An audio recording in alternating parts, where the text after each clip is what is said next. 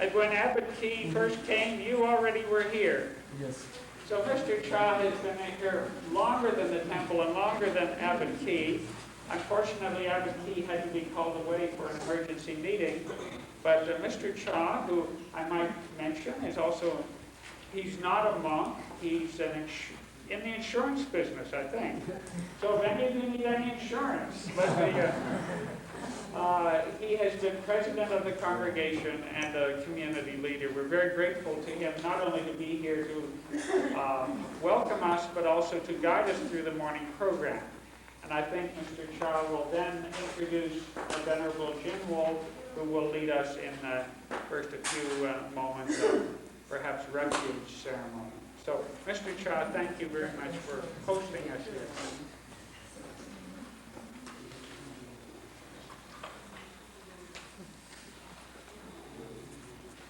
Thank you.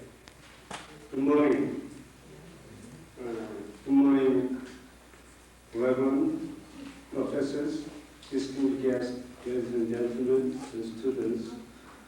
On behalf of the Korean Buddhist Temple, Sangha and members, I welcome very much for your coming this evening.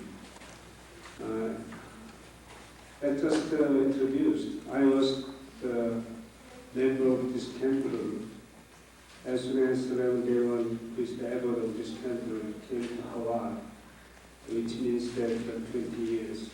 Living&Dying came from Korea to Hawaii 20 years ago to teach Buddhism to the Korean community here, because language barrier, the Koreans at the time, it's very hard to understand Buddhism in different cultures, different temples. But after he came to Hawaii, members of the temple helped him, and we made such a beautiful temple. And we prepared this small booklet to say that about all of the structures here. This is Haju states of Tape1, which means that the great hero hall, which we have a service every Sunday. And we have some different structures here. So this booklet tells about it. And also, 1982, when the pavilion was constructed, the pavilion was dedicated to the peace of the world. And also, this temple is any person is welcome and free to come here. So just a brief introduction about the temple. And before I introduce Reverend Jim, we have a bathroom, one up there, and the other structure downstairs, several bathrooms. So if you need, you can go there. And also, our members prepared for coffees and pastry, so please have it during the break time. At this time, I'd like to introduce Reverend Jim, who will pray homage to the three treasures.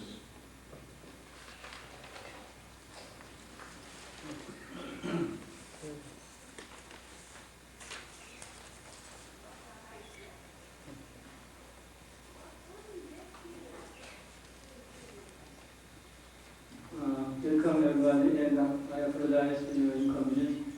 And maybe later we complete our cultural center, then we have a big room and the church, so we have a hope.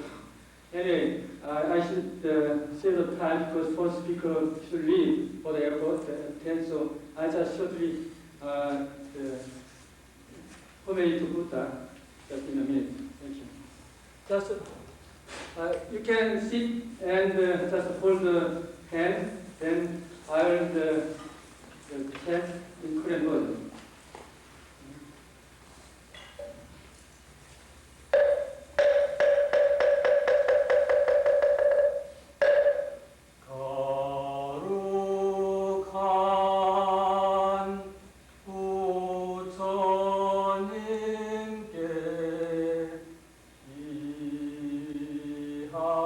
Amen.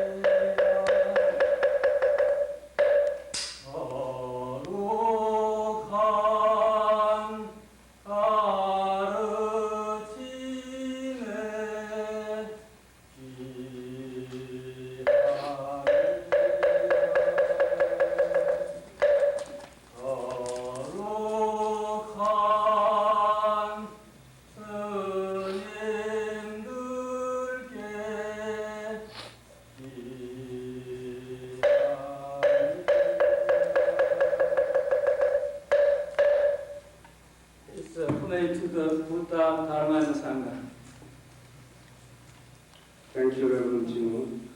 And first speaker will be Dr. Chun Park, who is a native of Korea. She received her PhD in Asian language and literature from UH last week. Her dissertation was on Pansori, a Korean folk art form with Buddhist elements. She's also celebrated to perform with the Pansori art form. Let's welcome Dr. Chun Park.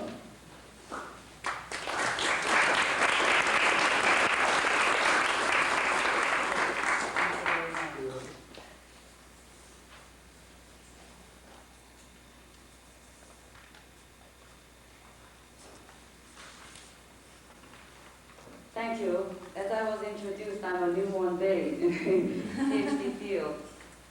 Thank you for inviting me, and this is a wonderful, beautiful morning, and since I don't have much time, I wish I had more time,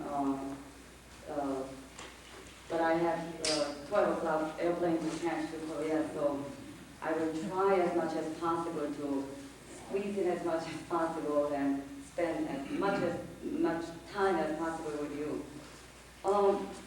Basically, I'll just summarize in the first part what I have said on page 5 of this Images of Death in the Korean Art. Then I'm going to get into the storyline of the oral narrative called Song of Shimcheong. Then, if there's a little time allowed, I will sing a little bit from the narrative. So, let me start. Okay, what I said in this literature basically was that the three belief systems, shamanism, Confucianism, and Buddhism, in the chronological order in which it arrived in Korea, they have existed in a rather cooperating relationship with one another. Confucian cardinal virtue system provides guidelines for administering rites to be observed in the various levels and kinds of human relationships in life and in death, and after death. It is a beautiful act of cherishing the relationships that bind us even after death.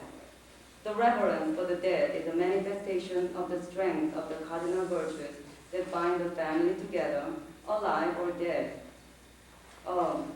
Usually when people have dreams, like I have dreams from time to time, when I'm having some difficulties in life or some uncertainties, I see somebody in my dreams, someone who had relationship with me while they were living, and then wake up in the morning and say, okay, I met this person and I feel good, and something good happens.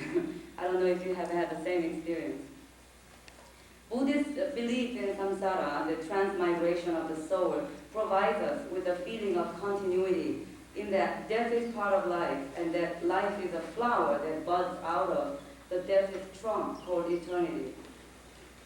Shamanistic exorcism and purging is a metaphysical communication between humans and spirits, so that the living communicates to better the pupua with the spiritual world. Just like Confucianism, it promotes social aspects of human relationships, but the primary target of socialization in shamanism is the spirits of the dead, who are sought in an active communication and social engagement with the living through the intricate system of ritual performance of invocation, purging, and quenching. Secondly, their compatibility shows in various aspects of the Korean performing culture, since it has been inspired and groomed in the same breath. This is what Christianity, the newcomer that landed on Korean Peninsula, needs to learn and respect somewhat, its unique religious arrangement. But in most cases, it comes in as a total denial of whatever has existed before. The time immemorial faith systems and their cultural manifestations. Christianity, too, teaches good value and provides worthy direction, but in a very dogmatic way, at the expense of other longer-rooted faith systems. I'm just generalizing it, so this is just my general opinion as an average Korean person. Thirdly, all three teach us to be a good citizen and wholesome human being, without insisting that one is better or more potent than the others. Confucianism, with the fear of transgressing or shaming the good standing of the ancestors and the future of the posterity. Buddhism, with the concept of continuity of the soul and karma. Shamanism, with its sacred symbology that teaches us that this world is not peopled merely by Homo sapiens, but the spirits live on as an invisible part of the natural existence. And it has to be respected, just like human beings. In this sense, at a time our planet is seriously being destroyed by the blind faith in and pursuit of technology, the shamanistic reverence for the spirits in nature might be just where the solution lies, in a sense.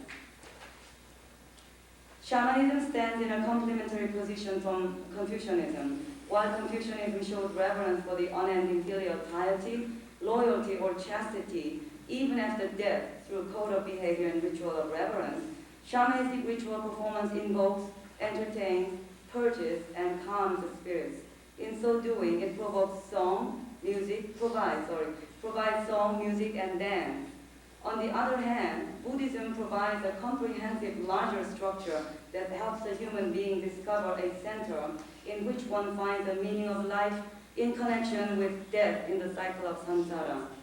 Again, this is just as a lay person, the average Korean living in the 20th century, toward the end of the 20th century. This is just my views, and what I'm saying reflects the view and perspective of the average Korean person. The Song of Shincheong is an ancient story that serves as a good example of how these three systems of value and faith are interconnected to move the plot forward and define the motives and actions of the characters within the story. It is frequently sung in pansori style, an oral narrative story singing that utilizes intricate rhythmic cycles, melodic modes, and detailed vocal depiction of the meaning of the narrative. Through the birth, death, and resurrection of Shimcheong, the story evolves along the chain of karma that continues. Shimcheong is a fairy banished from heaven for a minor misdemeanor. She is conceived as an answer to the prayer of blind man Shim and his wife Kwakshi, who prays for a son to carry on their family name according to the Confucian lineage system. Shimcheong's mother died in childbirth, leaving the newborn Shimcheong in care of a blind husband. Heaven helps, and blind man Shim raises her by begging, and the baby grows to be a beautiful filial girl, helped by the kindly ladies of the village who take turns to nurse her. At 7, she starts caring for her father, and at 15, her good name reaches far and wide. And one day, she is invited to visit a noble lady who wants to make friends with a beautiful person like Shimcheong. The father, waiting at home for her return, feels impatient and decides to look for her himself. He stumbles out into the drifting snow, calling her, and slips into the gushing stream, and is about to be drowned. As a Buddhist monk on his way to Tae1 temple hears him and saves him. Pitying the blind man, the monk relates to him how there is a way for those that can afford to raise 300 bags of sacrificial rice and pray to Lord Buddha to regain the lost sight. Excited about the vision, the blind man Shim commits himself to it. But no sooner the monk leaves than he regrets, for they do not even have 300 handfuls of rice. Shimcheong returns and hears what happened, and instead of getting angry, she comforts her father, saying, where there is a filial devotion, heaven will surely reveal a way. From that day on, setting up the altar in their backyard, she prays to the spirits of heaven, earth, stars, and all the guardian spirits and Buddhas for the promised rice, even if it takes her life. Her prayer was answered, and one day a group of merchant sailors entered the village, advertising that they would pay any amount for a 15-year-old virgin to be sacrificed at sea to quench the wrath of the dragon king of the underwater. The rice is sent to temple, and Shimcheong follows the sailors to her death, leaving behind her wailing father and grieving villagers. After many months' journey, they arrived in the middle of the ocean where the sea was stormy, and having performed the proper ritual for the guardian spirits of the 4 great oceans, the sailors urged her to jump. Making a last vow at her father toward the direction of her home, her last ritual of filial piety. She jumps, and the sea calms instantaneously. Heaven helps those who help themselves. Shimchang's filial piety moves heaven, and she was resurrected to be sent back to the surface in the shape of a lotus bud to enjoy the rest of her life as empress.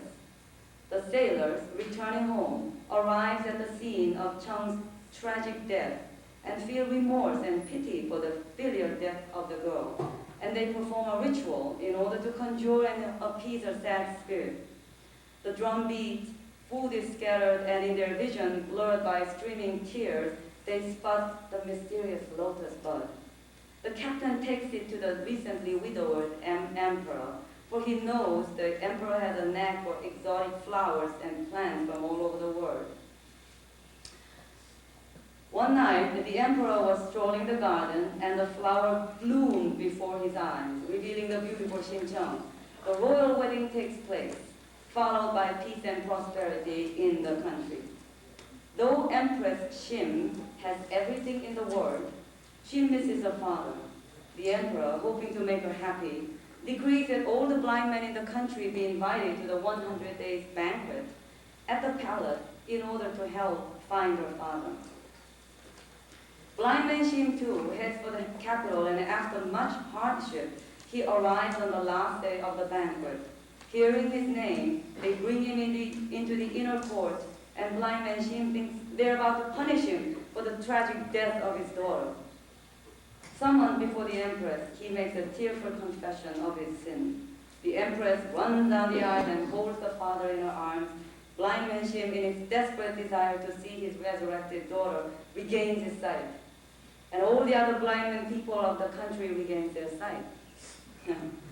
Now, I will now, since there is some time, may I sing for you a little bit of the narrative from the beginning to the part where Pak Shi is the mother of Shimchang, one who gives birth to Shimchang and dies.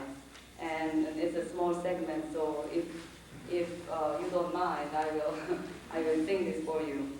I haven't had too much time for practicing because I got ill last year, and then I had to write my dissertation, so my voice is rather cracky. So please forgive me if it doesn't quite resonate the way it should.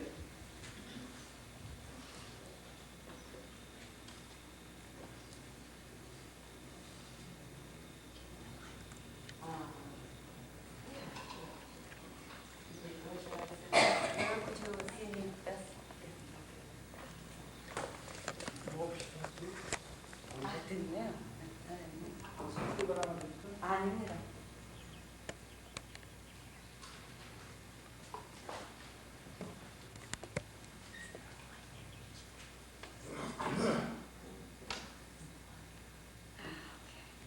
신 목사님, 이거 마이크가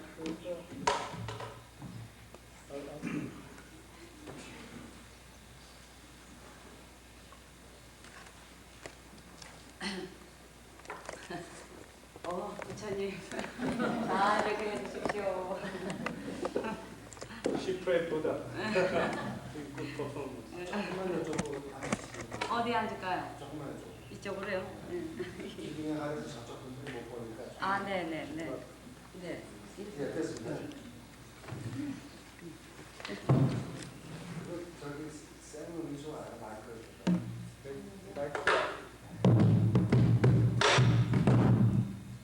Now, in the beginning of the story, blind man Shim's wife Pakshi prays to Lord Buddha, right? And all the guardian spirits of heaven and earth, mountains and waters, she invokes all of them for a son.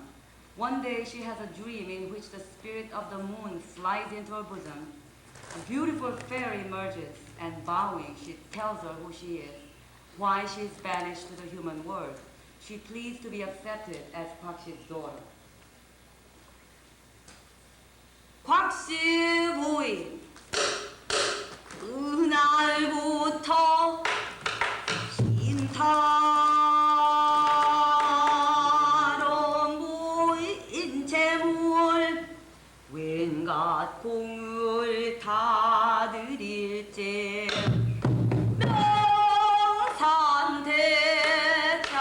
영신당과 오묘 총사 서왕사며 뿔미를 서교신데 호유 다시시며 타사시주 인등시주 창원시주 열왕불공 칠성불공 난불공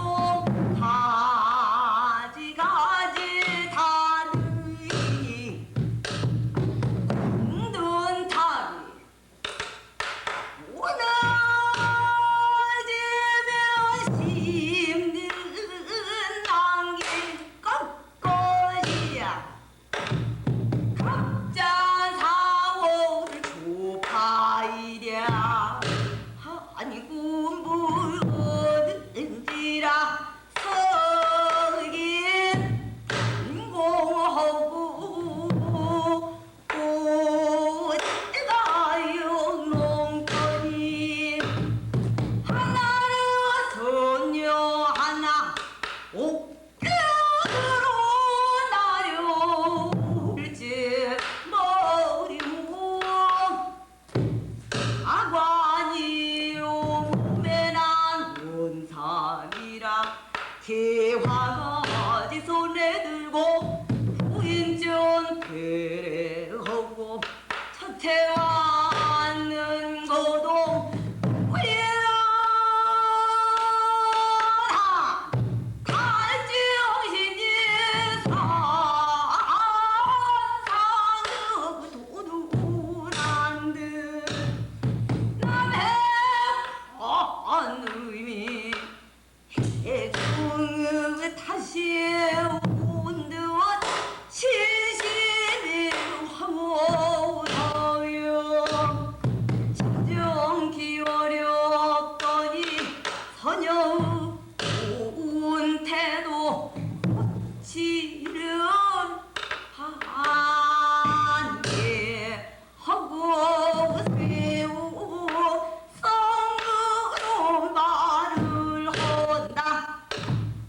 소녀는 서왕 못 따릴런지 반도 진상 가는 길로 진비자 잠깐 만나 수수자 없다가 시가 조금 늦은 고로 상제 척석죄하여 인간을 내치심에 갈 바를 몰랐더니 상도군 후토인 집으로 살석가님이 택으로 지시고요 이리 찾아와 싸우니워요 여기서 도망을 달려들어 놀래요 깨달으니 남가 일보이라. Both the husband and wife share the same dream, and indeed she gets pregnant. The next song is a religious observance of prenatal care to the part where the baby is born. 석부정부자 할구정 불식 이불청음서 옥불 시합세 불중굿 좌불 중서 14일이 찬년 하련한 해묵김에가 있구나. 아이고 배 아이고 허리야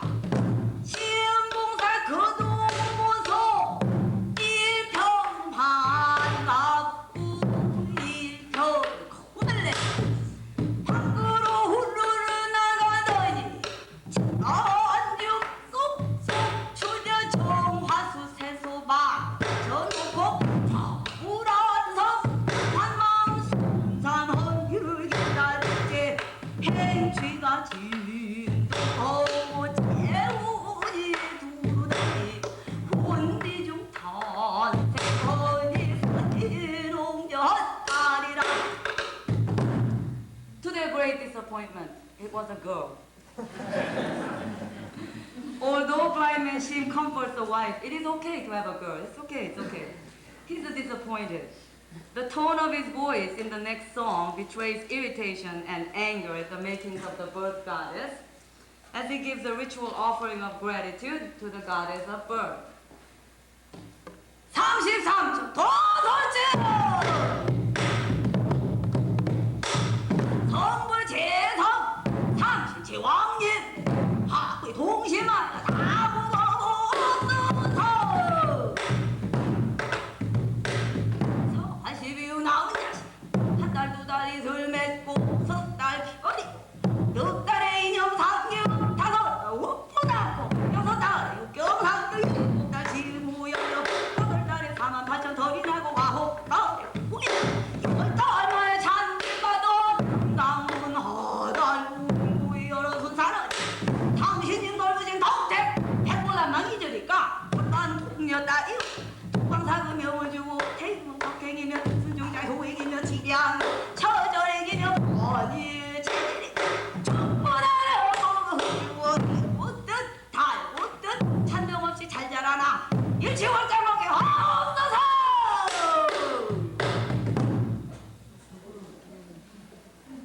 곽씨, unable to recover from childbirth.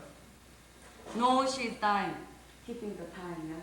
For me, I might, I'm getting so used to it. I might just, let go of the airplane. Holding her husband's hand, she knows she's dying because she cannot quite recover from childbirth. Holding her husband's hand, she speaks her will. Her grief of having to leave the helpless, blind husband and the newborn to care for each other. 여보시오 가군님 때평생 먹은 마음 못 보난 가장님을 해로 100년 동양타가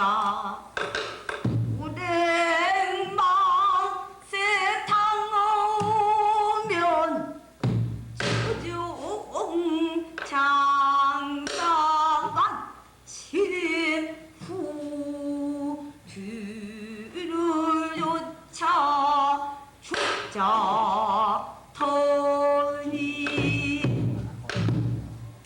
천년이 이뿐인가 인연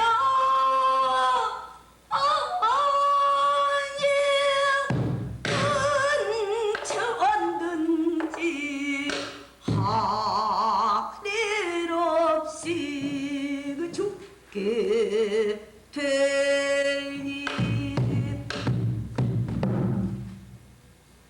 She remembers that the baby doesn't even have the name yet. So in the next song, naming the girl Chung, she dies like a wisp of passing wind. 아차 아차 내 잊었어 저와 내 이름일랑 정이라고 불러줘 저주랴지 몰래 오색띠한 금자마고 진홍판 홍사 수시 진주들의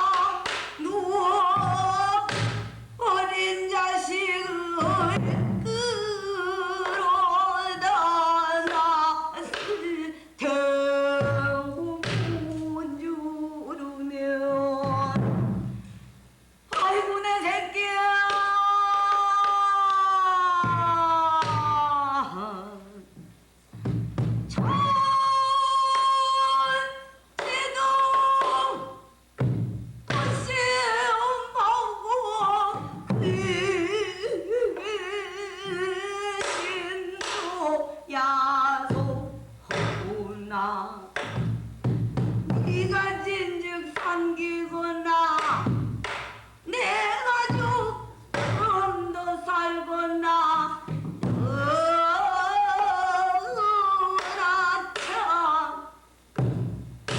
나 죽으니 가히 없는 공책 지통은 홀로 품게 되니 죽나는 비 산자식이 생사하는 부사 그냥 내 천방 좀 많이 먹어라 손길을 시루루 놓고 한숨 개워 부는 바람 쌉쌉비풍 되어 울고 눈물 캐고 난 비는 소새우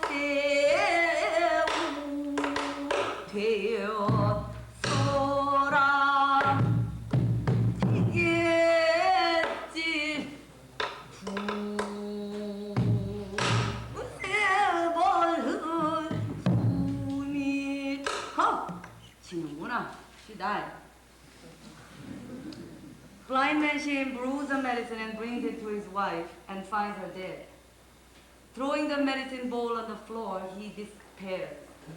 시험봉살 기준으로였던 딴 철컥 주제 앉으면 두런 그냥 끌어서 밤바닥을 답니다 치면 하하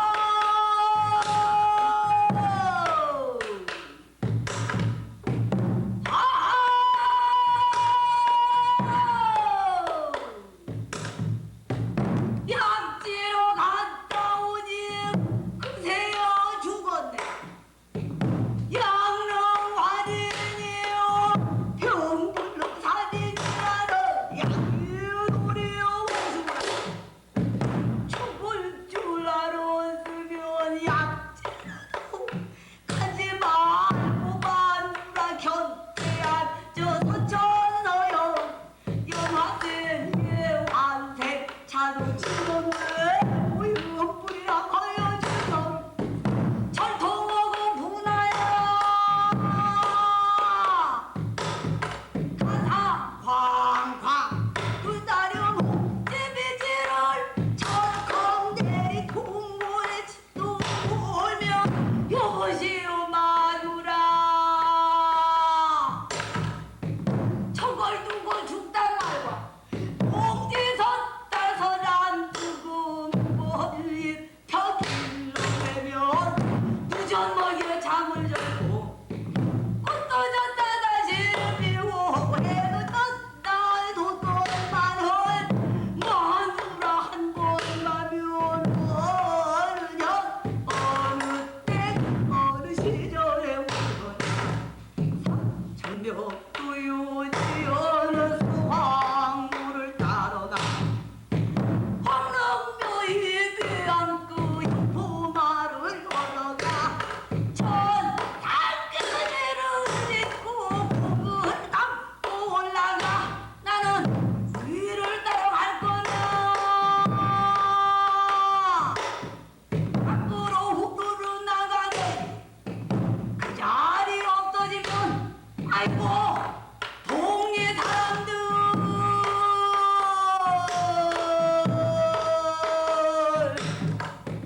속담을 기지 주는 높은 놈이라 하였으나 현철하고 얌전한 우리 광씨가 죽었어 땅으로 더듬 들어가 마누라 목을 절컥 잡고 낯을 대고 웃으며 여보시오 마누라 체감으로 일어나 동갑으로 일어나 식당으로 죽었던가 이 죽음이 웬일이오 내 시세를 어쩌냐고 이지요 이게 웬일인가. The next one, my final song, is the Paul Bearer's Dirge for Bakshi. Now this one, I made some Xerox copies so that you folks can help me. After all, you're not gonna let me, carry out the ball all on my own. This one gives you the role. See, when there's a song in which there's a narrator, there are characters, or intertwined. So now you can see wherever there's a chorus, CH, that's your part, okay? Of course, I will be there with you. And since I only have 20 copies, what I'll do is I'll just, maybe toss toward the general direction, and maybe you guys can share, yeah? Okay.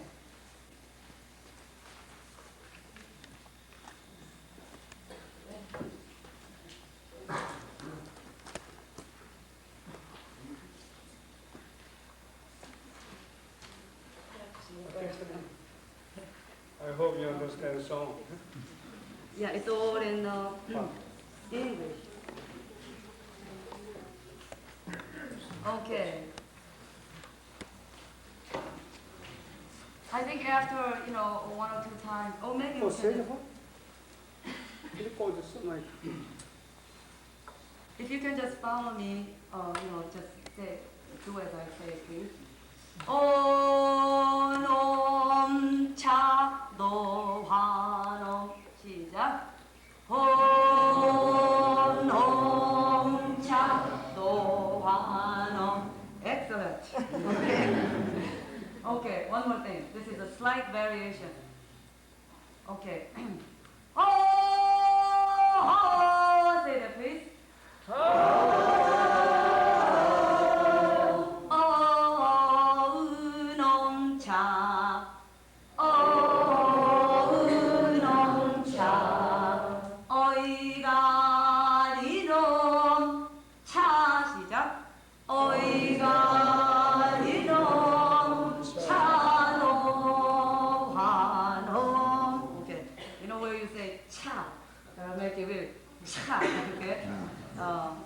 I think this oigari nom, this whole phrase, it really nobody knows what really is. Maybe somebody does, but I think it gives me the impression that it means something like, let's go through the pain of going over the threshold of maybe from life and to the other life or other to death. So basically that's what it means, and I guess maybe cha. That's where the people just kind of put in some strength to kind of take the fall. Okay. 요령은 땡구랑 땡구랑 땡구랑 오동차 노하동 북망산천이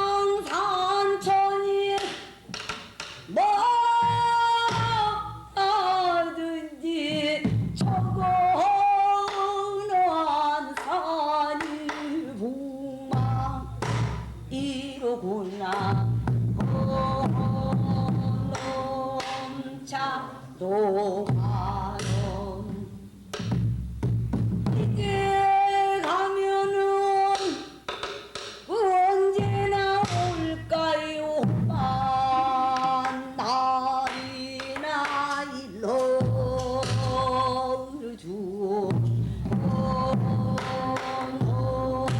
자 노하렴 축초는 연연도에게나 왕손도 귀불귀로구나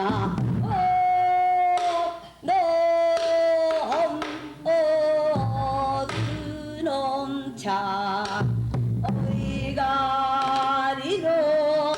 차놈 마놈 신봉사도 통곡 어린 재치 있는 선소리꾼 슬쩍 돌렸단 말로 먹이는구나.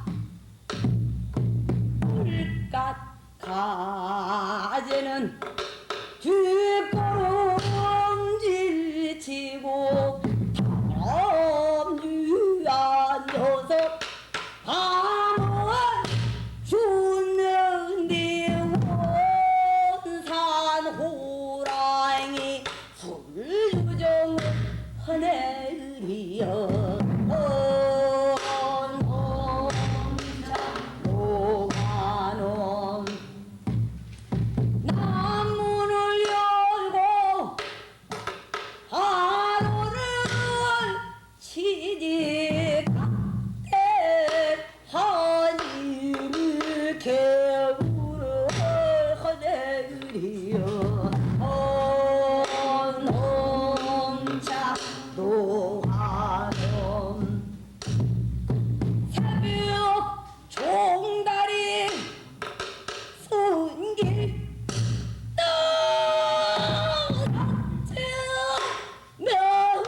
명월이 다 밝아온다. 놈차 노하놈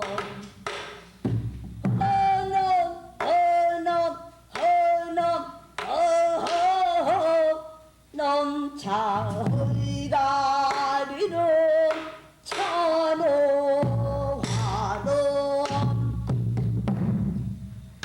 그때의 신봉사는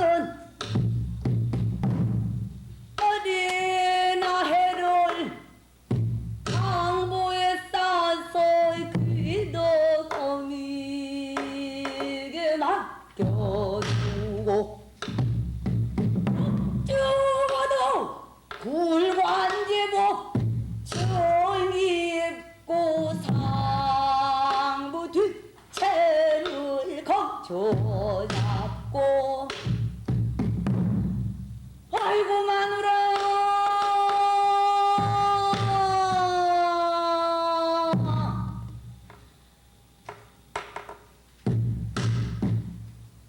날 버리고 어디 가오 나고 가세 나고 가세 산척척 도망방 그 다리가 벗어 일 가면 일치 울며 없는 그 주점이 없어서 어이가리 장무수 이 정부 날과 함께 가사이다. 세연은 그대로 나가며 호놈차 노화놈 호놈 어이가리 놈차 노화놈 여보소 상복꾼들 이내 한 말을 들어보소. 자네가 죽어도 이기요 내가 죽어도 이기로다. 놈차 노화놈 한철어신 곽씨 부인 불쌍하게도 떠나셨네. 놈차 노화놈 헐놈차 의가리 놈차 노화놈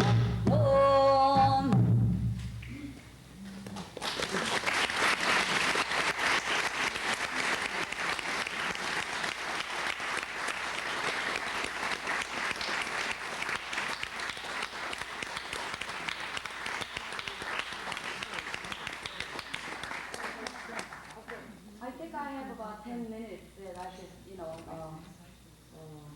share with you. I'd love to. So if you have any comments or questions, I'm here. Yes.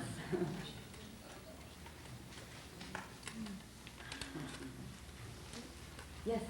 After they take the body, the pallbearers Mm. take the body, then what comes next? Is there also similar chanting for the funeral?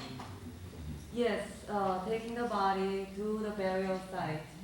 And my understanding and my knowledge in that is, limited as it is.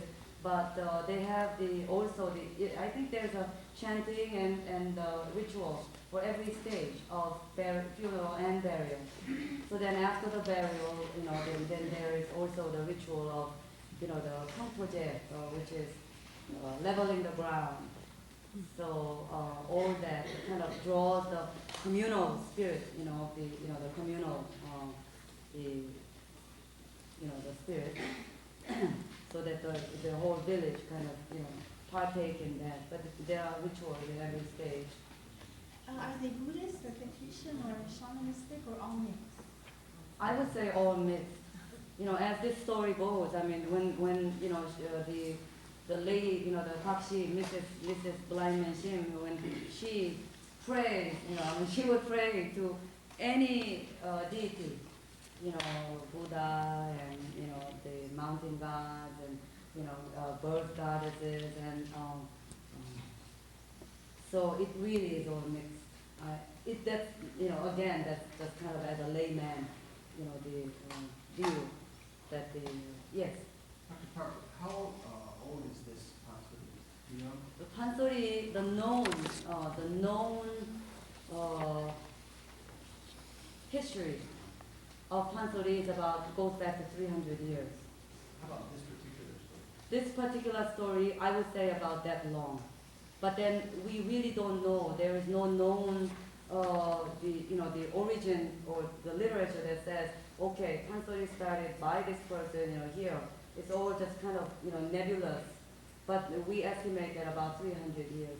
And interestingly, this particular narrative, Song of Xinjiang, is also incorporated in shamanistic rituals along the east coastal region, around Gangneung. If you go there like in June, I think it's June, they have a very big kind of like a festival ritual thing in Gangneung area. And you can see this done by a shaman. Why is some pansori almost unintelligible to, I think, a lot of even Koreans? And other pansori you can understand a lot. Yes, I would say that first of all, the language of pansori is 19th century pansori.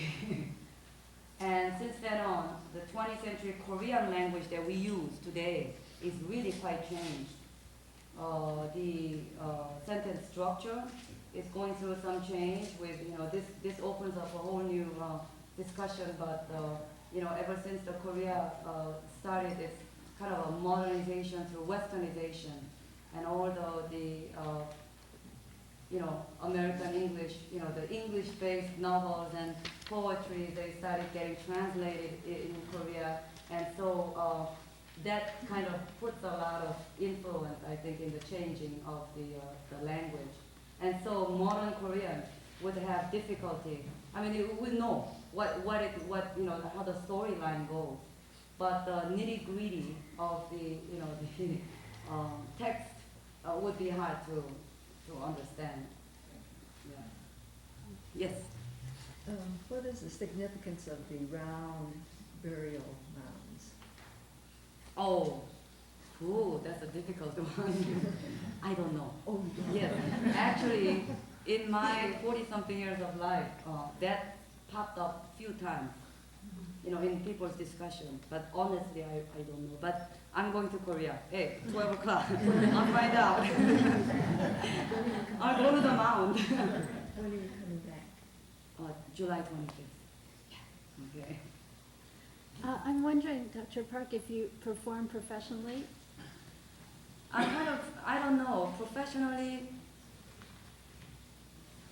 if this is what you call professionally, but I don't really, I am always kind of, one leg in academia and one leg in kind of performance, so I can't really say that I perform really professionally. I have not supported myself by pansori singing yet. Any other questions? Yes. Could you expand on the shamanist aspect of Korean culture? Expand on it. In what way?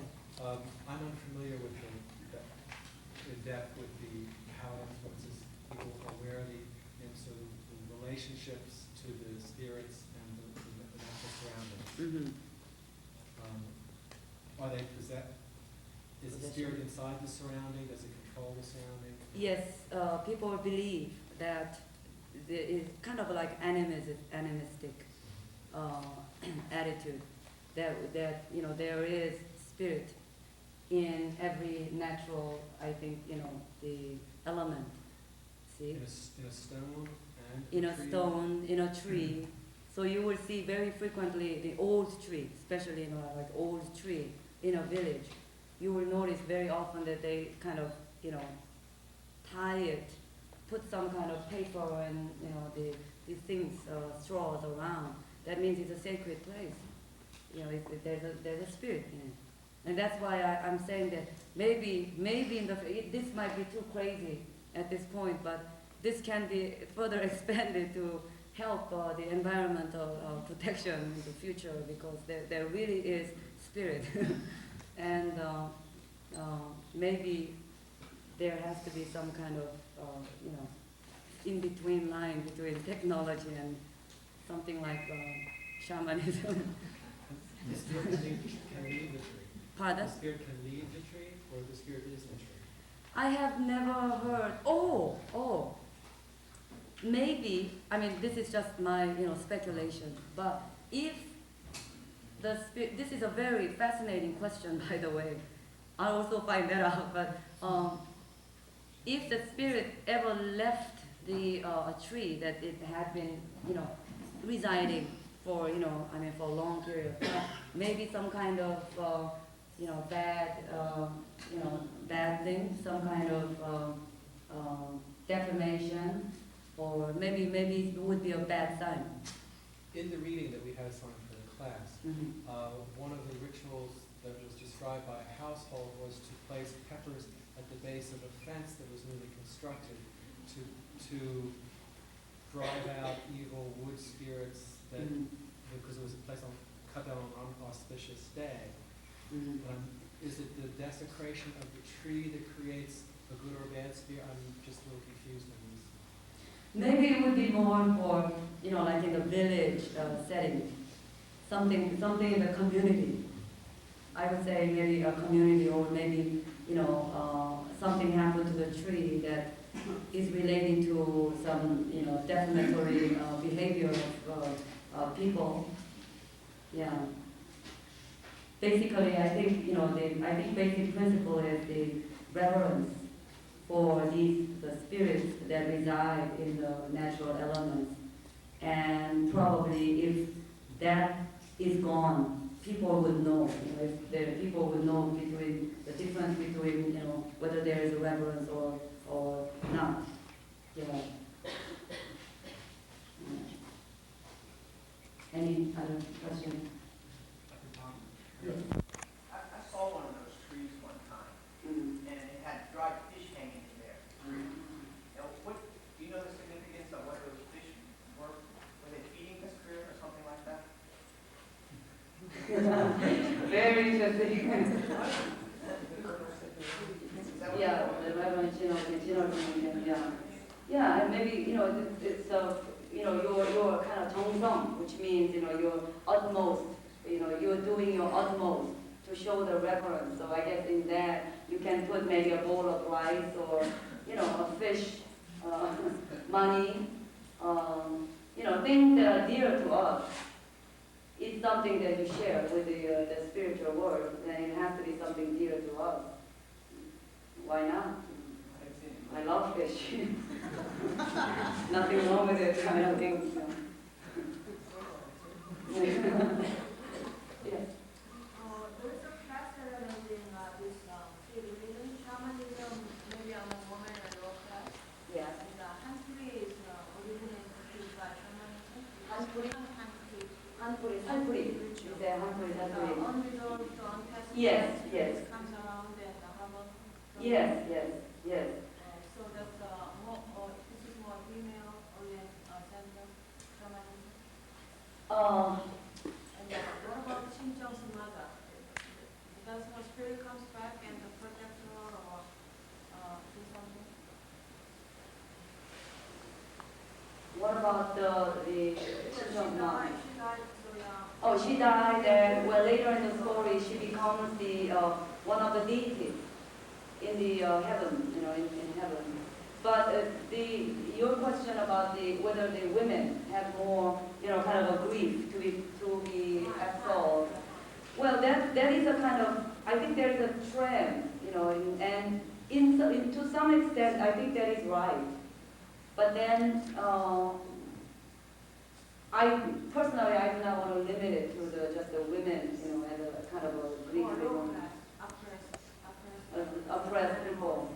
Yeah. Yeah. Then again, see to what degree and what extent that kind of oppression is, to what the kind of oppression. Because I think in every society that we live in, there are oppressions. Rich people, although this is a democratic society, definitely we do get hurt. Yeah. Family size and community size, yeah, there are different levels and different sizes. Yes. I'm afraid she might miss airplane, so. Thank you very much. Have a good summer. Thank you very much.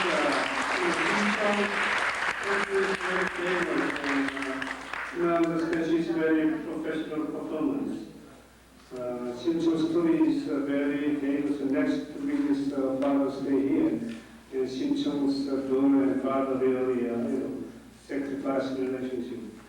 And next speaker will be Rosie Robert Aitken. Rosie Robert Aitken is the founder and spiritual direction of the Diamond and Shaman and American Zen Buddhist Practice Center, now located here in Palo Valley. He has trained an entire generation of Americans in Zen meditation and has been active in social reform along Buddhist lines. He's also founder of the Buddhist Peace Fellowship and author of a numerous book on the application of Buddhist principles in daily life. His popular images of death, death, a Zen Buddhist perspective. Please welcome Mr. Aitken.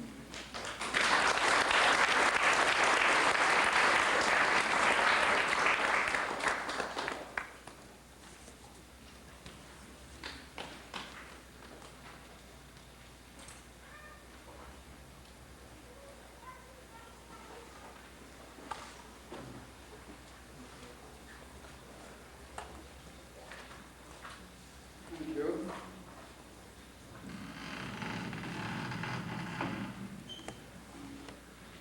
Please come in and be seated. There's still some cushions. Everyone's welcome. We'll bring some more cushions. Please come in, please.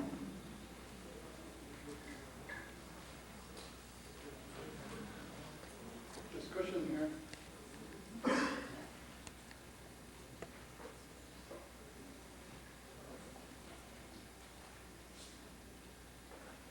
I'm still lost in the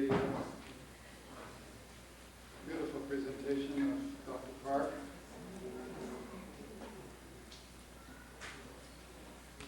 I feel very moved to be here in this beautiful temple. When I was a teacher of English as a second language at the university many years ago, one of my students from Okinawa wrote an essay about how we forget to look up at the sky. Let's not forget to look up at the ceiling. This is the Pure Land, and when we step outside, we can look up to the hills of Palolo and the sky, and there's the Pure Land too. Lekshe made a wonderful, did a wonderful job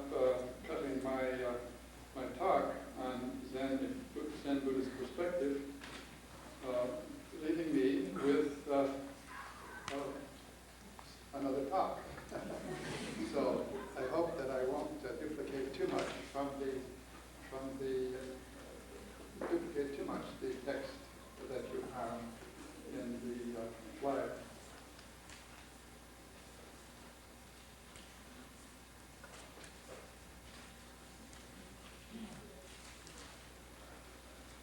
Death is treated as a teaching in Zen Buddhism. It reveals and enriches the truths of impermanence, compassion, and interdependency. As a metaphor, it reveals the nature of step-by-step practice and of realization. And I go on to say that Zen teachers have used their own deaths as a teaching. For example, predicting their day of death a year in advance to the day.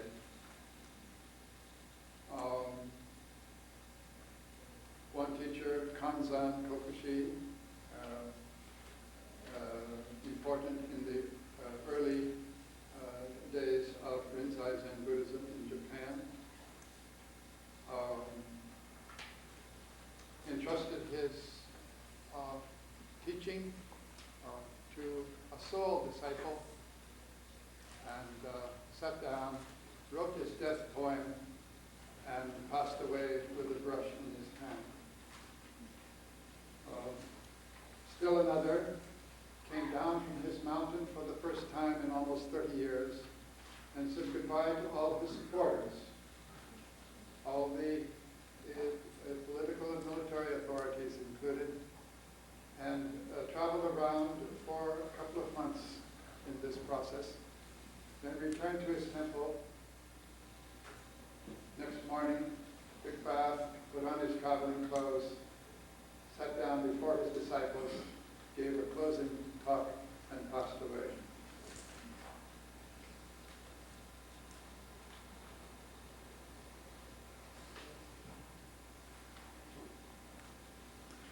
In the Gateless Barrier,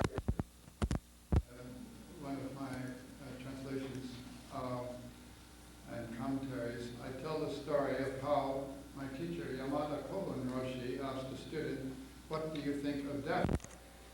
And she replied, "Well, it's like when a bus stops before you, you just get on and go." That student was my wife. And she was also one of the developmental editors of my book. And she took her name out of the story. But her own death many years later made clear how deeply committed she was to the truth of her words. She had suffered a massive heart attack and was breathing heavily. The doctor came in and spoke to me about her living will, asking me if I still wanted not to have any extraordinary intervention. And I said no, that I indeed did not want any extraordinary intervention, that I wanted the process to happen naturally. And I spoke, I looked at her face.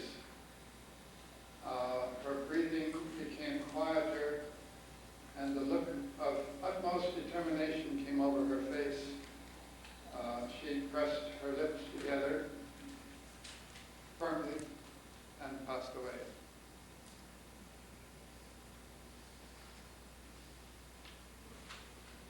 It seems that she could hear me speak, and she took my words fortitude. The bus had come, and she took the appropriate action. She stepped aboard and sat down with Kanzan and so many other ancestors who died, showing the rest of us the way.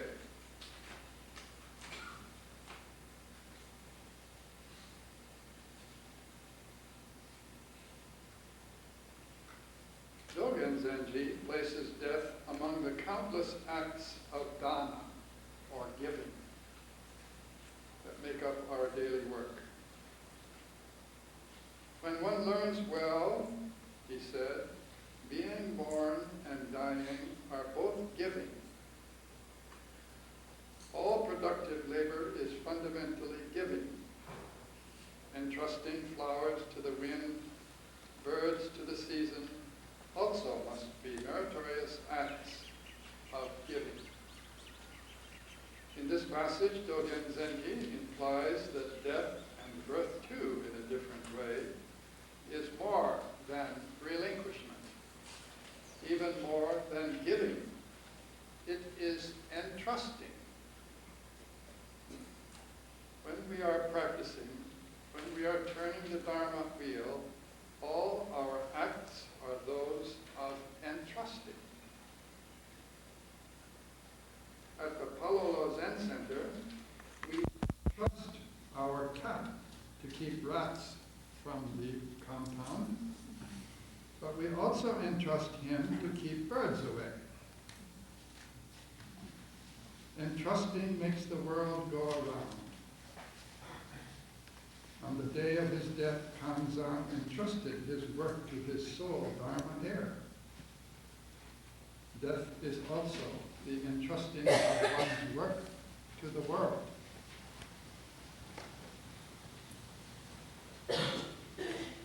In his dying thoughts, my friend and student John Simmons entrusted his work and his vision to the rest of us, his heirs.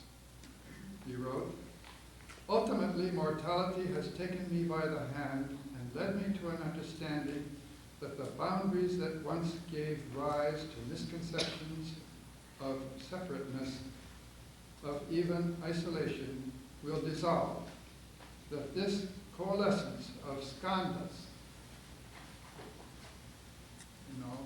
skandhas are the sensations and perceptions that we experience and also the world that we experience. The skandhas around this karmic vector will untangle, this John resolving, never to be repeated again. That this karmic vector endlessly impels form after form to arise and dissolve from the ground of no form. He was, at this time, dying of AIDS. Simmons visualized the skandhas coalesced around a karmic vector as a simile for the self. My simile would be the same skandhas occupying a niche that I have inherited from unknown progenitors and colleagues, most of them untraceable. I have modified my niche and enriched it in my own way. I entrust it to the world or someone else, perhaps. Karmic vector is a term that evokes swirls in a river. Blood and the bones are missing. Niche, on the other hand, evokes a cranny that is occupied by a body, giving the impression of two things: the being and its place. Incidentally, scientists find that niche is a useful term for the seat of a particular order of being or species in the planet. Poets similarly are aware of the niche, if not by the term. It is rather a Platonic notion, as in Wallace Stevens' anecdote of men by the thousand.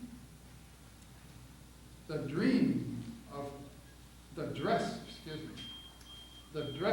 of a woman of Lhasa in its place is an invisible element of that place made visible.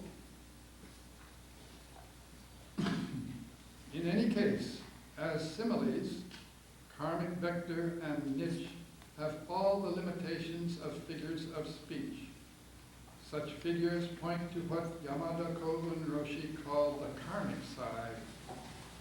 Ultimately, however, there is no karmic vector and no niche. Buddhadasa Bhikkhu asks, for what purpose must we know about dependent origination? And he replies, to be free from the wrong view that persons are born and that they exist because of karma. Buddhadasa seems to be saying that karma itself is a false notion. How can this be?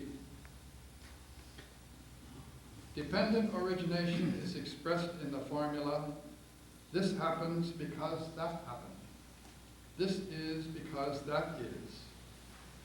It would seem that this refers to karma, cause and effect. I think that Buddhadasa means to ask, if everything depends on everything else, where then is the original cause? Karma disappears, and we are left with a mystery, the mystery.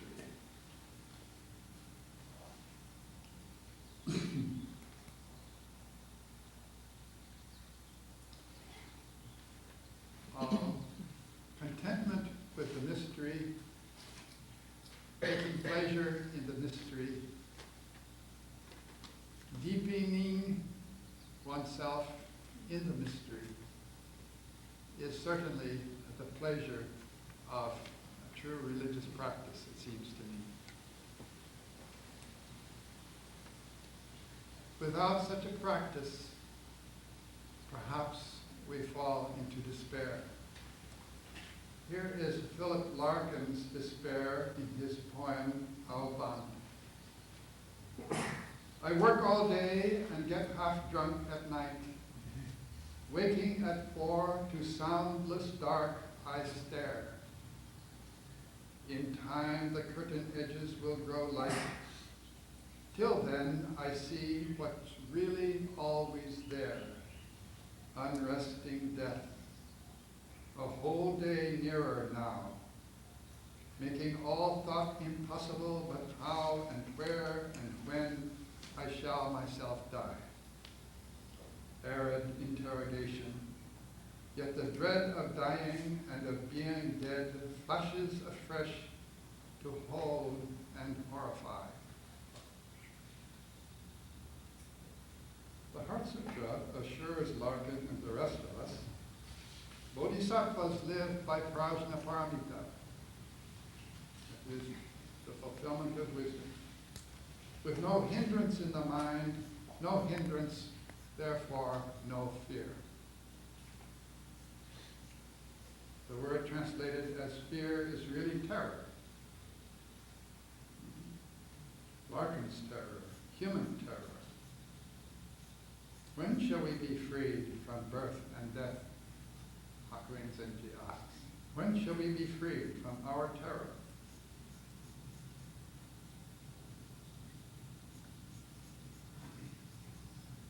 Dogen Zenji's father died when he was 2 years old, and when he was 7, his mother died, and recalled how watching the smoke from the funeral pyre of his mother's funeral impressed him deeply and sorrowfully with the transience of life.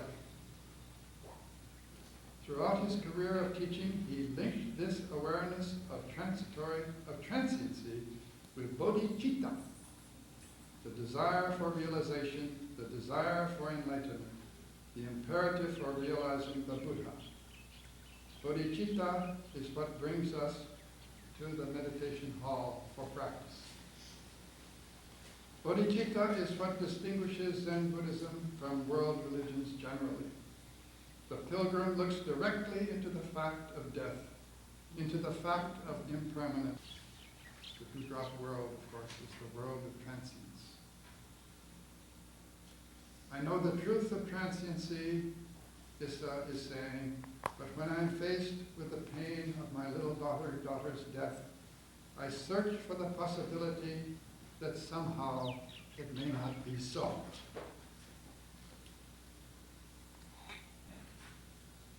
This natural human unwillingness, inability really, to accept death is in fact reluctance to acknowledge life. Compare the death poem of Bokkei, who died in battle during the Meiji Restoration. Cuckoo, I too spit blood, my thoughts. As you know, haiku poetry is very condensed. I'll read it again. Cuckoo, I too spit blood, my thoughts. It is said in Japan that the cuckoo, Hototogisu, when Hototogisu sings, its blood flows. Bokkei is saying that his own song is the welling up of his blood, the welling up of his thoughts. This is a haiku for Yunmen, whose words, "Every day is a good day," are not those of Pollyanna. Bokkei is living through the moments of his death, and his solace is his song that celebrates this interval of his life. Bokkei lives and dies the Buddha's teaching.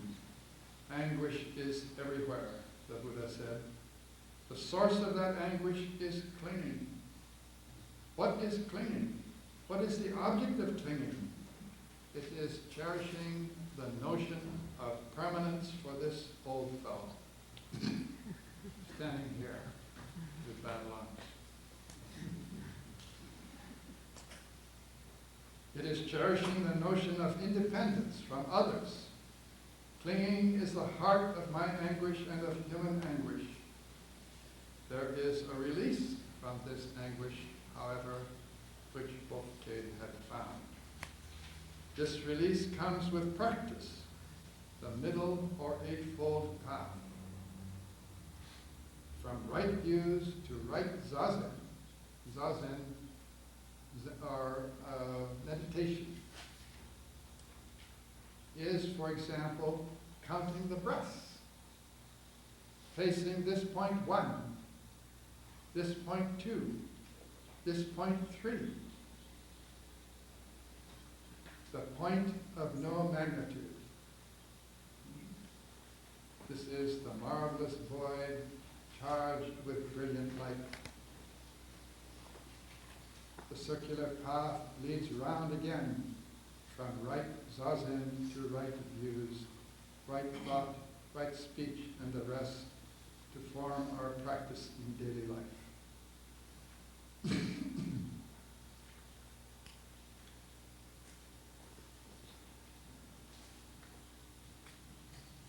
The Eightfold Path, however, does not directly address the grief that one experiences with letting go. My first inkling of the real nature of grief was something my Zen friend R.H. Blythe said to me one day. I love my sister-in-law much more than I did when she was alive. I thought to myself, how strange. Then many years later, Anne's mother died. We flew up to San Francisco for the funeral. She had lived in a large house in the Presidio district of San Francisco, all by herself after her husband died. The close relatives gathered on one side of the big living room. The coffin was there on the other side. We stood around enjoying, as the occasion would allow, our reunion with each other, but there was a little too much chatter. So Anne and I went and knelt by the coffin and quietly recited the Emmejiku Kanongyo, the 10-verse Guanyin Sutra of timeless life. In those moments, I felt her mother's presence far more intimately and vividly than I ever did when she was alive. This is, it seems to me, the nature of grief. Beyond tears, beyond self-blame, it is the experience experience of the person, the presence of the person, and it is very poignant. For me, kneeling by her coffin, it was the pure grace of my mother-in-law.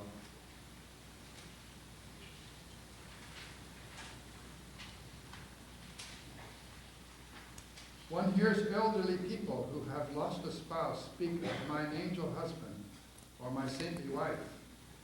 I have myself tended to dismiss these allusions as sentimental or even as denial.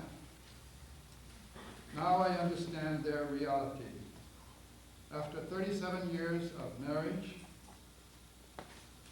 I knew Anne's inadequacies as she knew mine, as any family member knows the dark side of a sibling, parent, or spouse.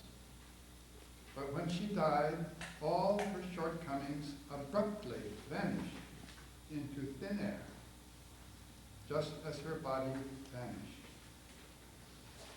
And shortcomings were her body, the physical barriers of her aspiration. Just as my own neuroses and foibles get in my own way. I relate through flawed materials, and so does everyone else.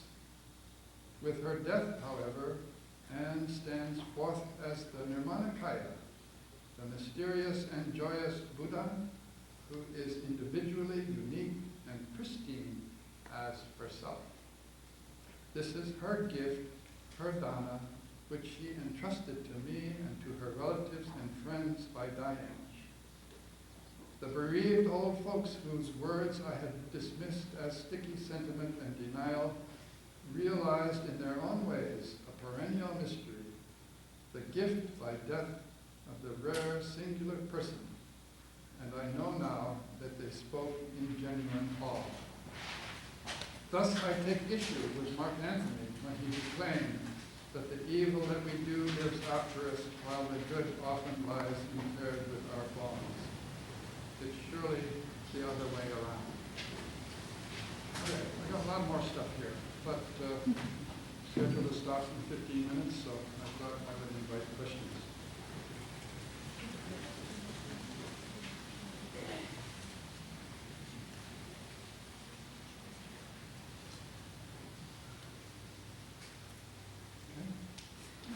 Fine.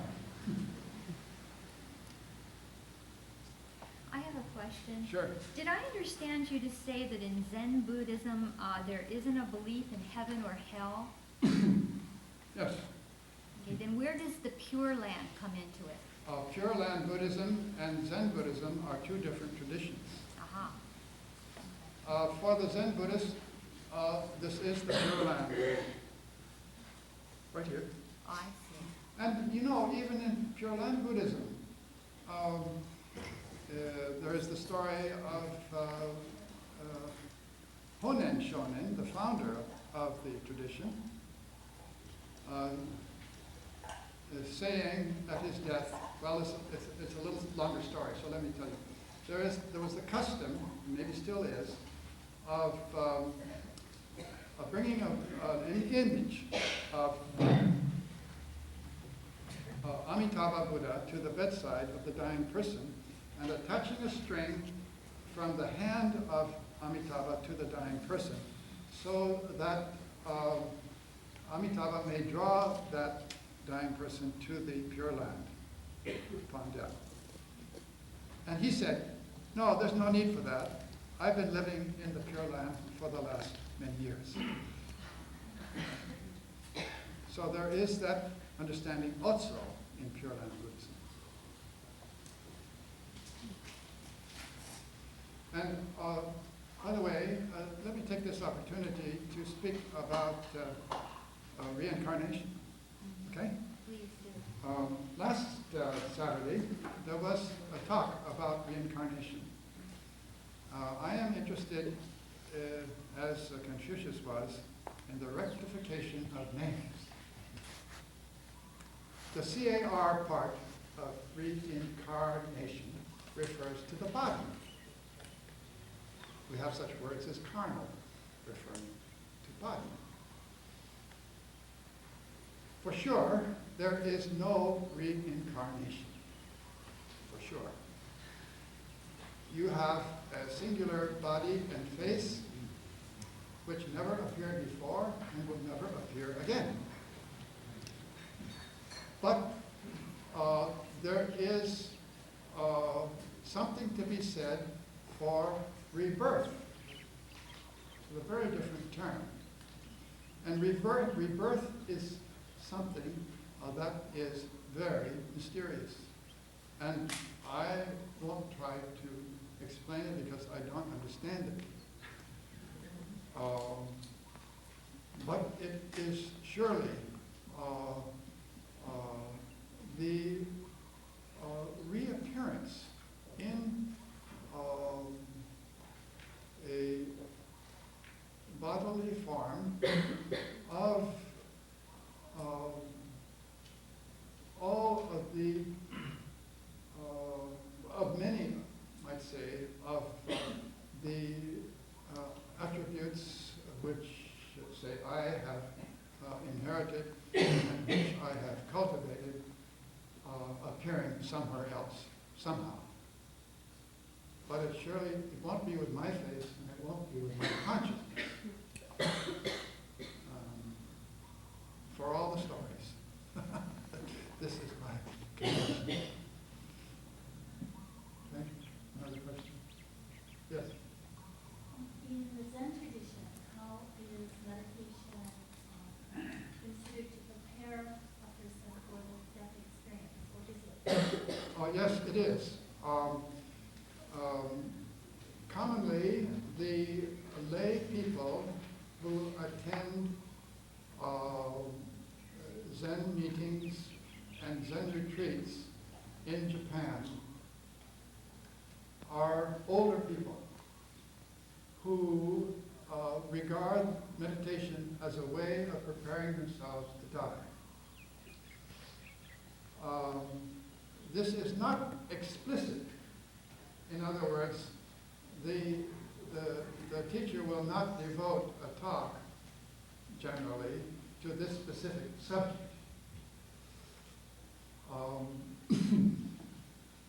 Let me read Basui Zenji's letter, a quotation from this letter to a dying student.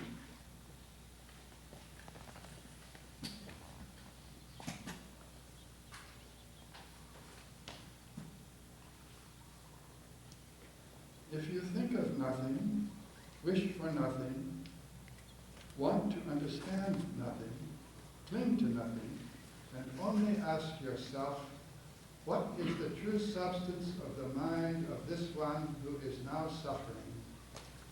Ending your days like clouds fading in the sky, you will eventually be free from your painful bondage to endless change. My comment is, Basui is advising his student to persist quietly and calmly with his go on to the end, promising him liberation.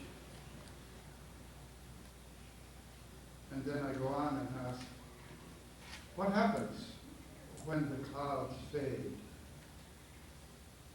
When the white bird vanishes? We turn to etymology, that wise educator, and we find that the word senge in Japanese, the term used for the death of a Buddhist master, means to pass into transformation. While Basui could speak of vanishing or fading, death can also be considered of becoming. What is that becoming? Looking forward to finding out. Yes? The topic of organ donation has been raised in previous Saturdays. Do you have any view on that? No, I have no problem with organ donation.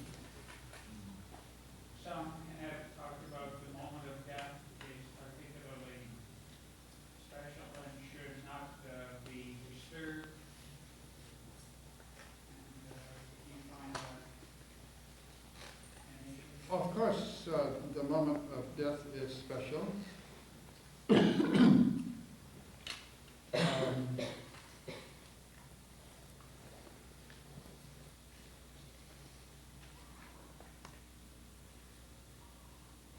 It would be one of the changes that the individual goes through in the death process.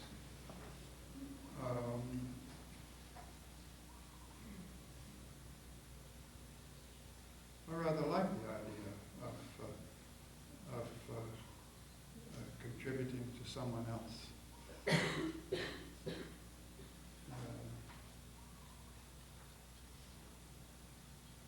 I know that this is an issue, particularly with people in the Tibetan tradition. Somehow I can't get very exercised about it. Yes? Bernie Siegel, the oncologist, told a story about a woman who received a transplanted organ. And after she received this, she had a dream about a young man that she'd never seen before, and she also started craving beer and riding motorcycles. How about that? Did you hear that? After she received this organ transplant, she found herself dreaming about a young man and craving beer and riding motorcycles. And then as they investigated who she got the liver from, it was this young man that she'd seen in her dreams who liked beer and motorcycles. Would you like to comment on that?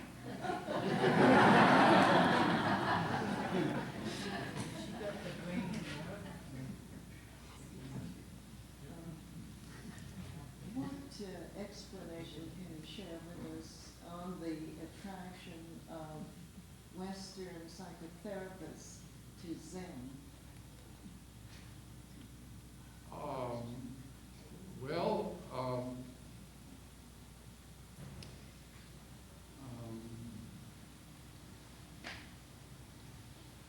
Zen Buddhism is really a formulation of the perennial. You know, it is not something that was conjured up out of somebody's imagination. It comes from human experience. The Buddha's human experience and the human experiences of his successors. So that we can find Carl Jung, for example, writing in a way that echoes the Heart Sutra. It's extraordinary, really extraordinary.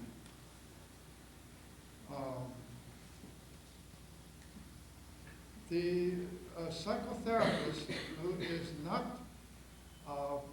preoccupied with a particular mode of therapy is very open to all possibilities. And in Zen Buddhism, this would range from a simple way of quieting the mind so that one can sleep better and interact better, to a realization of why the sea is boiling hot and whether pigs have wings, answering the deepest questions. Walrus said to the carpenter.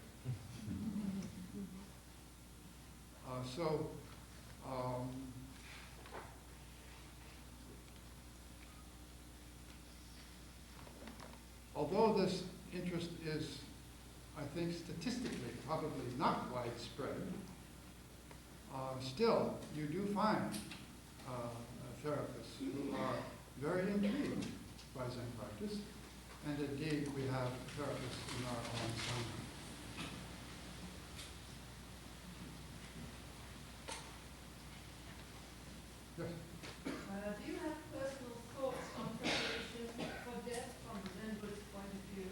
preparation for death?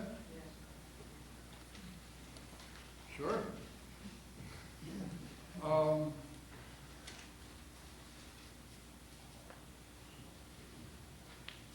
You know, there are two fears involved here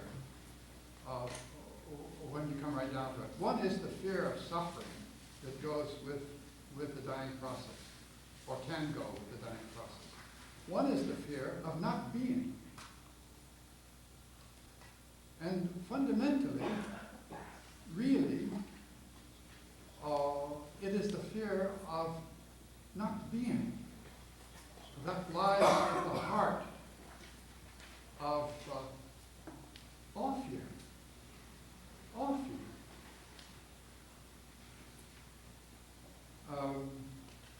So when I notice my own fears, and when I work with students who express fears, my effort is to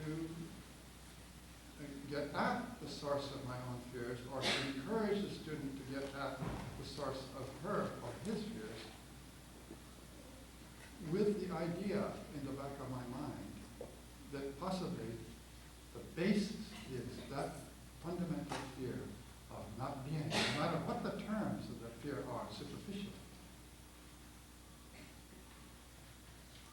So, like the old folks who come to the meditation hall in Japan to prepare for death by doing zazen, so I think the best preparation for death is meditation practice of some kind. I'm not holding up Zen as the only way.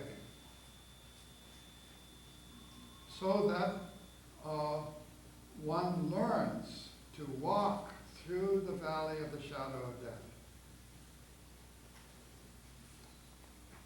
We can't say that, as Buddhists, we can't say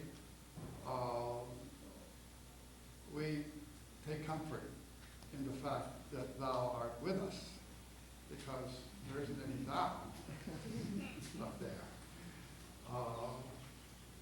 At least not in any personified way.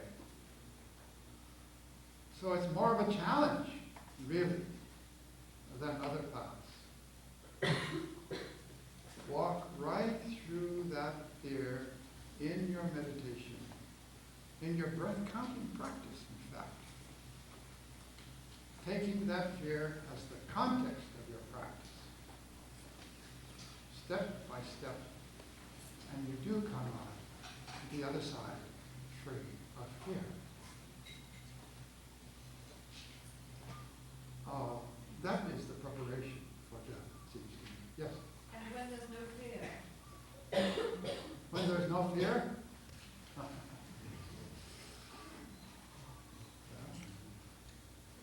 Then it is part of the living and dying process, which we are all going through at this moment in this room.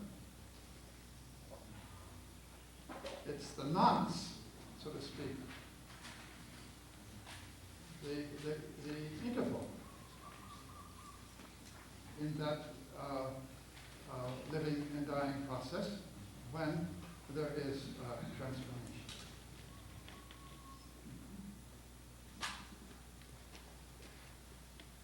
Yes? Is Zen is dying to yourself like the dark night of the soul? Pardon? In Zen, is dying to oneself is like the dark night of the soul? No. Repeat the question. Repeat the question, okay. Is in Zen, is dying to yourself like the dark night of the soul?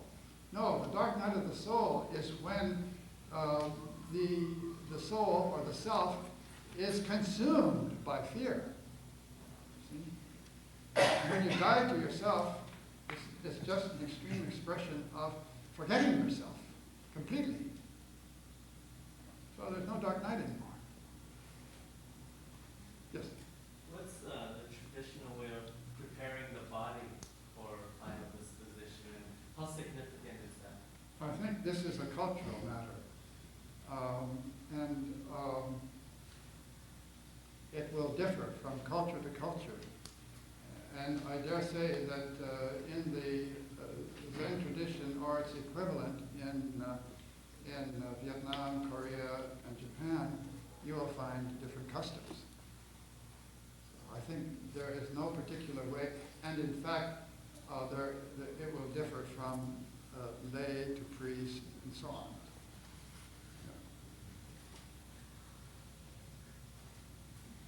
Okay, are we about done? Thank you.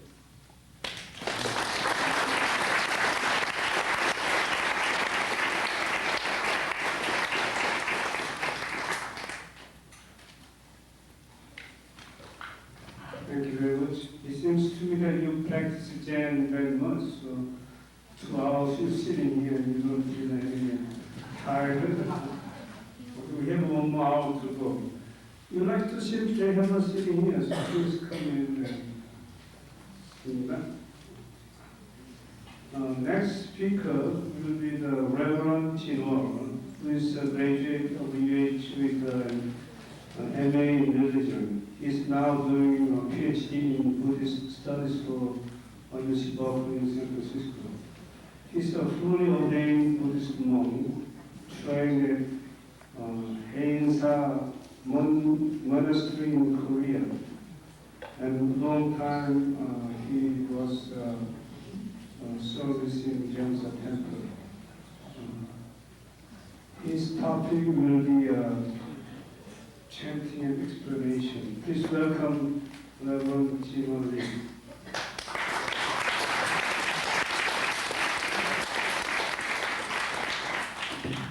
I guess you are having a hard time repeating this thought, but could you imagine in Korea, Zen monastery, the Zen monks, also I had an experience like that, more than at least 10 hours we sit every day, 15 hours.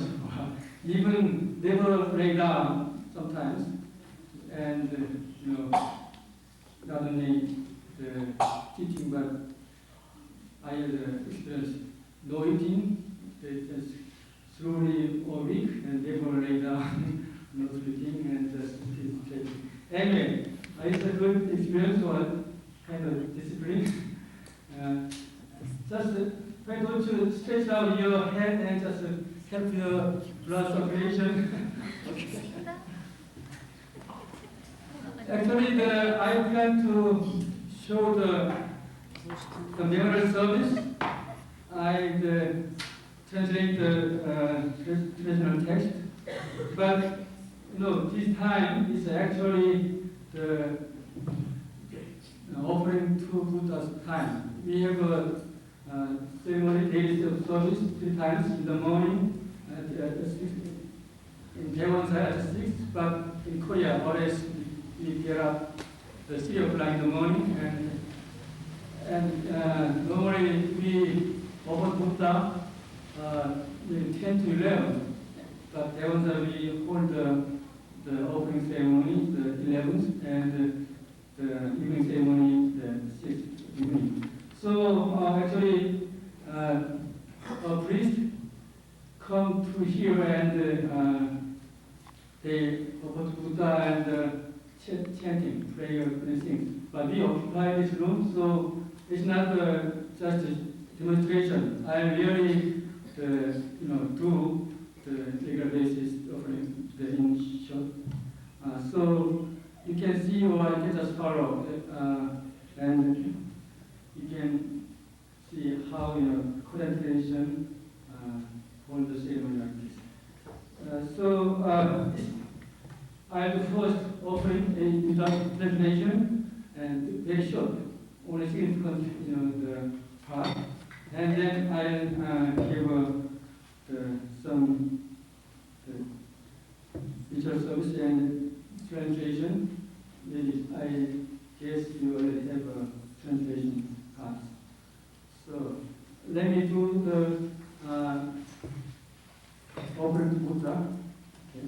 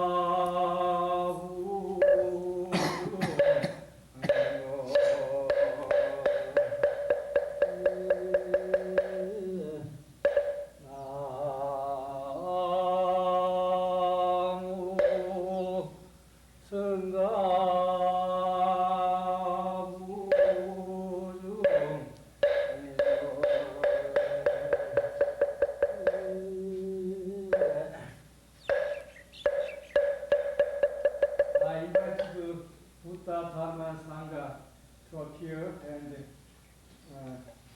receive my offering again.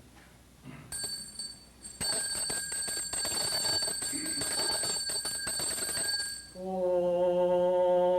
소청시 선남 보모들이 다리다리 한국 보모들이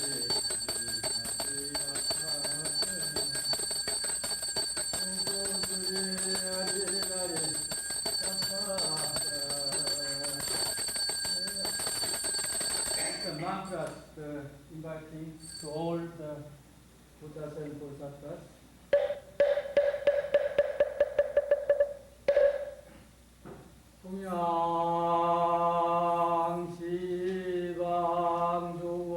동양시방주고사연양 정정이묘법 삼승사과 탈승감찰제자 건간심 원수하나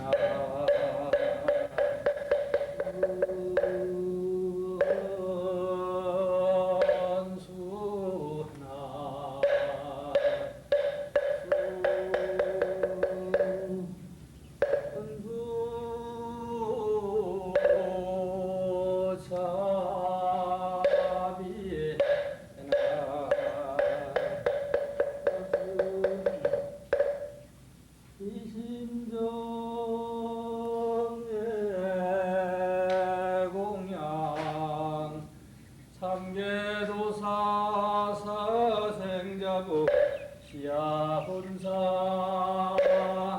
서가비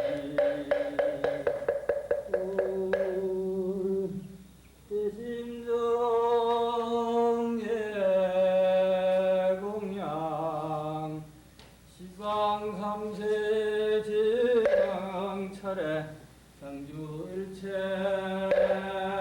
불타야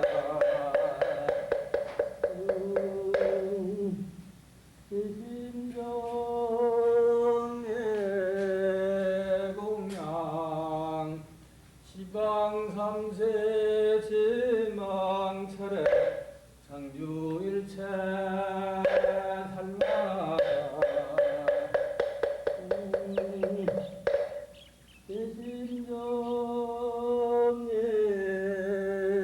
대심정예공양 시방삼세 지망철에 상주일체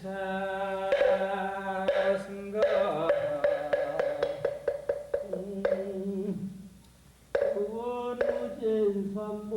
구원우진삼보태자 대비수차공양 본공법계 지중생 사타일시신고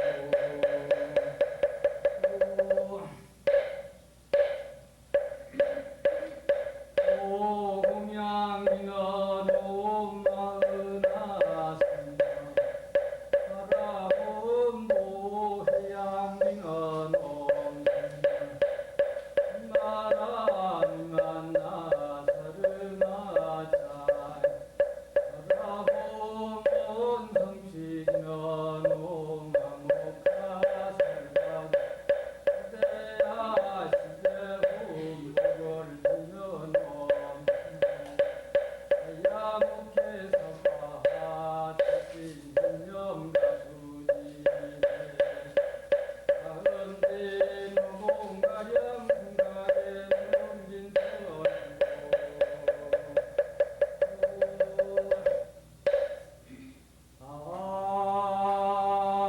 방고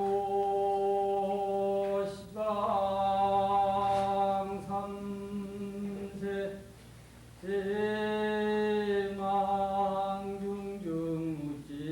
대망중중무진삼보자존 기계본사시주녀관세음보살 불사자비여수나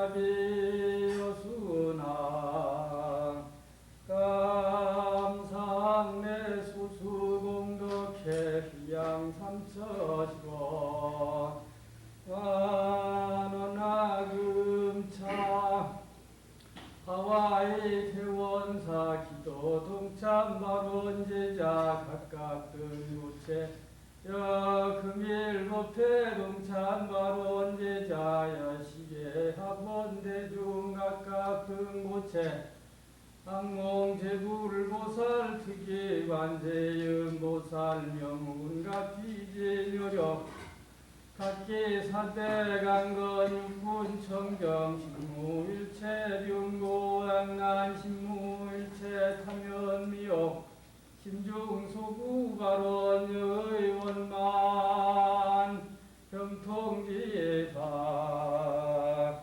건연 후원 시계하본 대중 등 각각 등목이 각기 상세 선망구모 다생사장 원근 친척 감열이 영가 차두량 내외 근계 원계 일체 유주 무주 애혼 불자 강렬이 영가 함탈 삼계지원의 초생 품지락방 신견 아미타불 친문증법 분홍생 동성불도지파 번연후원 기지한영금강계 팔부성신호도량 준동암령 등피한 세상행무살도 구경원성 살바야 사바냐